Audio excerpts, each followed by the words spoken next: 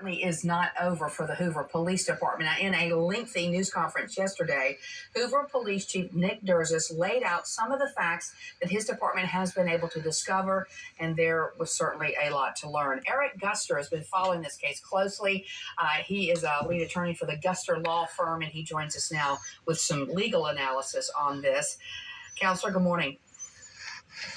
Morning, how are you? Good. First, I just want to get your reaction to, we certainly didn't know what information was going to come out. What were you surprised about, if anything, that really stood out to you? I was really surprised that Carlee has only talked to police officers once, because she appeared back at home Saturday night, and it's been several days, and the police officer did not talk to her again and for her to make a follow-up statement.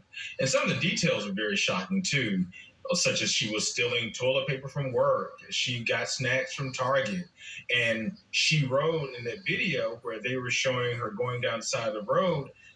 She was driving the entire time that she was on the 911 call, which was super bizarre and blows her story out of the water. And the chief seemed to point that out. He didn't elaborate on it a lot, but talking about the 6 football fields, he really pointed to that. And what did that mean to you? That meant that they knew it was a lie from the beginning. When you say, I am driving down the freeway and I see a toddler and I'm driving behind this toddler and it ends up being 600 yards, you know instantly that that is a lie. Well, they may not have known that at the time they interviewed her, because they had to pull the video. They had to pull the video from the traffic cam, and once they saw that, they definitely knew that she wasn't telling the truth. But I do expect that, based upon the initial interview, they had questions and doubted her story. Now, reporters were certainly asking these questions. They stopped short of calling this a hoax, that it was all planned. They did not say that, but they set up a lot of discrepancies about her story. And they said that they've only been able to talk with her once. So from a legal standpoint, explain to us why they're unable to talk to her again at this point, if they're unable to. But the chief said they're waiting on them to contact them about discussing this more with Carlee. Explain that. Being that this is an ongoing investigation, they can't just force her to talk. Now, if she's arrested, then they can read her Miranda rights at that point. You have the right to remain silent. Anything you say can and will be used against you in the court of law. And then she can choose to not talk anymore. Their wording was very interesting. Like you mentioned, they don't use the word hoax too often.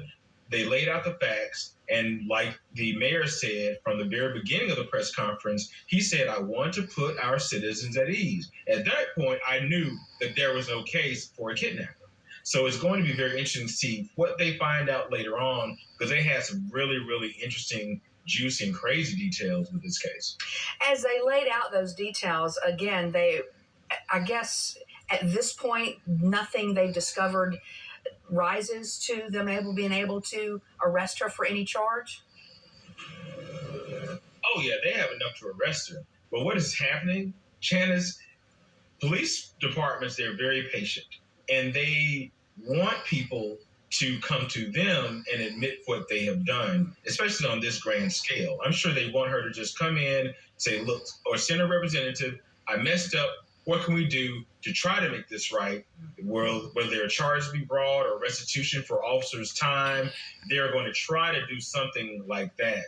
But it's going to be interesting to see how this progresses going forward, because as time ticks on, they're waiting on family members, maybe plotting to do different things. They may be conspiring to do different things. And if you give people time, they always hang themselves.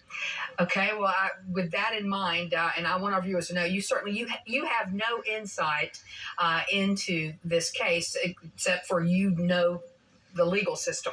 And that's why we're talking to you today, because you've been looking at this. On the screen right now are the internet searches or her phone searches of what she had looked up. And I think those were the things that really shocked a lot of people. Looking up the movie Taken. Do you have to pay for an Amber Alert? Those type of things. What was your reaction to all of those? And how does that work legally in a case like this? I wasn't shocked at all. when people do things like this, they often plan them. They Google search, they look up items, they look up details to see how they can get away with something. And that is part of a typical police investigation.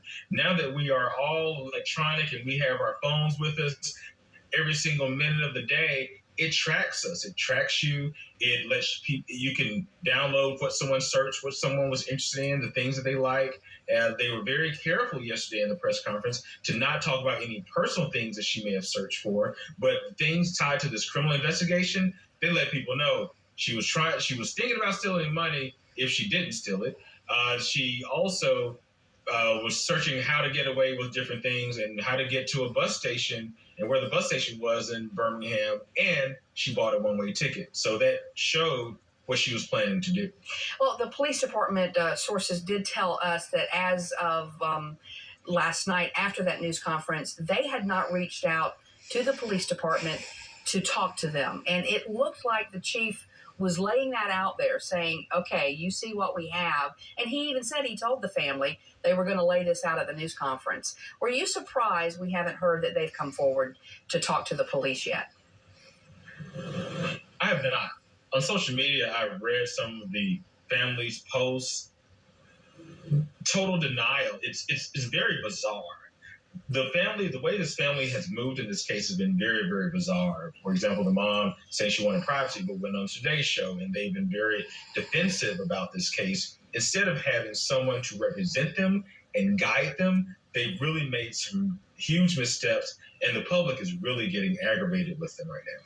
I have one more question before we let you go. Go ahead. I'm sorry. And I know Hoover's aggravated. The chief is basically saying, hey, come talk to us. Come talk to us. We know this is a lie. Come talk to us. And now the family needs to get their stuff together and go do that. All right, final question. You mentioned a moment ago that, and I want to be clear, I want to make sure that we clear this up. Did you say that there is enough evidence if they wanted to make an arrest now? And if so, can you elaborate on that? Yes, and now let me make one point. I have not talked to any police officers involved in this investigation. I have not talked to any DAs involved in this investigation. You mentioned that earlier, but I want to make that clear. Based upon everything at the news conference, yes, they have plenty to arrest her. You could filing a false police report, making a false statement. When she talked to police officers, if you lie to a police officer, that's a criminal charge. Every single lie that you tell can be a separate count in a criminal charge. So they have enough to arrest her, but I have a feeling that Hoover is trying to give them time to come up with a solution or come up with a proposal and try to come to them because they don't want to make an example of her, but it's going to get bad the longer that it drags on. It's not just going to go away if they don't continue to talk, is it? Oh, no, this is not some little neighborhood squabble that will be squished between everyone. This is a nationwide manhunt that went wrong. And this girl called in this false police report. She lied to police in the interview, and the police officer acknowledged that she lied in the interview based upon their statements yesterday. So she has a pending charge several charges she could be charged with, but they're going to give them time to come to them. All right. A prominent Birmingham attorney, Eric Guster, who has been following this case closely. Eric, thank you for being with us this morning. Thank you.